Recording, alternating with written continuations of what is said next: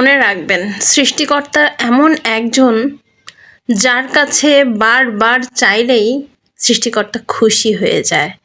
মানুষের কাছে চাইলে মানুষ বেজার হয়ে যায়, মানুষ রাগ করে। সৃষ্টিকর্তার কাছে বারবার চাইতে আপনাকে একটা বিশেষ আমল করতে হবে।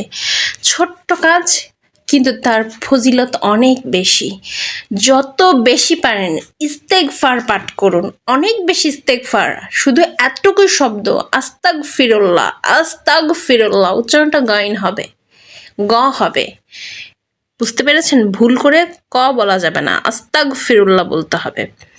এই ভুল অনেকেই করে, যারা অনেকে বোঝে না ক্লিয়ার, তারা অনেকেই ভুলটা করে। এই ভুলটা করা যাবে না, আস্তাগফিরুল্লাহ বলতে হবে। এটা অনেক বেশি বেশি পাঠ করুন। এই ইস্তেগফারটাকে আপনার জীবনের অংশ বানিয়ে নিন। দেখুন আপনার জীবনে অনেক কিছু অলৌকিকভাবে ঘটে যাবে। এটার ফজিলত আর বরকত এত বেশি, এত বেশি, আমি সারাদিন বলেও এটা শেষ করতে পারবো না, অনেক বেশি। তাই সবাই এটা আমল করুন, নিজের জীবনের সমাধান নিজেই খুঁজে পাবেন ইনশাআল্লাহ।